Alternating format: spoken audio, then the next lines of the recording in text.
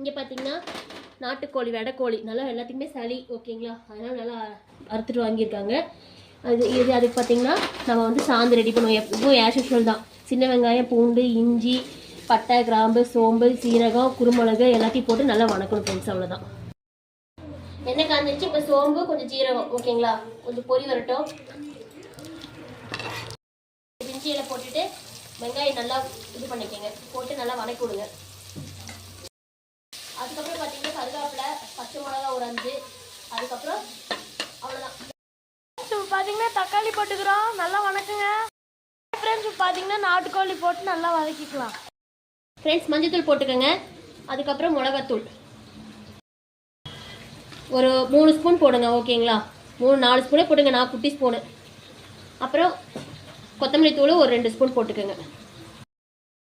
உப்பு போட்டுக்கோங்க. உப்பு போட்டுட்டு நல்லா தொலாவி விடுங்க ஃப்ரெண்ட்ஸ். இங்கே பாருங்கள் நல்லா இது பண்ணியாச்சு, நல்லா மிக்சிங் ஆயிடுச்சு. இப்போ பார்த்தீங்கன்னா நம்ம அரைச்ச அந்த வெங்காயம் சாந்து, சின்ன வெங்காயம் சாந்து இது போட்டுக்கோங்க. போட்டு அதையும் நல்லா மிக்ஸ் பண்ணிக்கோங்க. வெடைக்கோழி ஃப்ரெண்ட்ஸ் சளிக்கு வந்து ரொம்ப நல்லது. ஸோ எல்லாருமே வீட்டில் வாங்கி சமைச்சு பாருங்கள் ஓகேங்களா.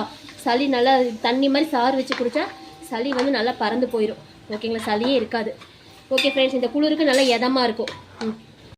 போட்டு நல்லா மிக்ஸ் பண்ணி ஜாரெலாம் கழுவி தண்ணி ஊற்றியாச்சு. இப்போ ஒரு நாட்டுக்கோழிங்கிறனால ஒரு 5-6 விசில் விட்டுக்கோங்க, அப்போ தான் வந்து கறி நல்லா வேகும் ஓகேங்களா. சின்ன கோழி தான், மேக்ஸிமம் ஒரு 5 விசிலில் இதாயிரும். ஒரு கொதி வந்துட்டுருக்கு. இந்த ஸ்டேஜில் உப்பு காரம் பார்த்துக்கோங்க. எல்லாமே பர்ஃபெக்டாக இருக்குது. நீங்கள் உப்பு பார்த்தீங்கன்னா லைட்டாக உப்பு போட்டுக்கோங்க. போட்டுட்டு குக்கர் மூடி எடுத்து மூடி வச்சுருங்க ஓகேங்களா. வெடைக்கோழி குழம்பு ரெடி, ஆல்மோஸ்ட் ரெடி ஓகேங்களா. வெறும் குழம்பு மட்டும் நம்ம எடுத்துட்டு பேக்கில் போகலாம். இங்கே பாருங்கள் நல்லா இந்த வெடைக்கோழி குழம்பு இருத்தாச்சு, அது நல்லா வதக்கி விட்டாச்சு. ஓகே அப்படிதான், அதை ஒன்றும் பெருசாக ஒன்று செய்யலாம் ஃப்ரெண்ட்ஸ். வடச்சட்டி வச்சு எண்ணெய் ஊற்றி வெங்காயம் நல்லா போட்டு சோறை வதக்கி விட்டு கறி வெந்த கறி அதில் போட்டு 2 திருப்பி இருக்குன்னா அவ்வளோதான் ரெடி. நான் ஆஃப் பண்ண போகிறப்ப ஸ்டாப்பில் ஓகேங்களா. ஸோ வறுத்த இது நாட்டுக்கோழி குழம்பு, அதுக்கப்புறம் பார்த்தீங்கன்னா இது கிரேவி சிக்கன், அந்த சிக்கன் கிரேவி, நாட்டுக்கோழி சிக்கன் கிரேவி. வெள்ளை சாப்பாடு ஒரு டம்ளர் வச்சுருக்கேன் ஃப்ரெண்ட்ஸ். ஸோ இன்றைக்கி வந்து குக்கரில் வைக்கல, சாதம் வந்து சட்டியில் வேக வச்சு வடிக்க போகிறோம் ஓகேங்களா. ஸோ அவ்வளோதான், ஆல்மோஸ்ட் வெந்துருச்சு. வடிக்கிற கண்டிஷன், வடிச்சிடலாம். கஞ்சி வடிச்சு தான் ரெடி ஆகிடுச்சு ஒயிட் ரைஸ். பார்த்தீங்கன்னா நம்ம தயிர் பச்சடி பண்ணுறோம். அதுக்கு தேவையான பொருள் என்னென்னா வெங்காயம், கொத்தமல்லி தழை, கருவேப்பிலை, அப்புறம் ஒரு பச்சை மிளகாய், பெரிய வெங்காயம் நல்லா பொடி பொடியாக கட் பண்ணி தயிர்க்குள்ளே போட்டுருங்க. இதான் போடுறோம் பாருங்கள்.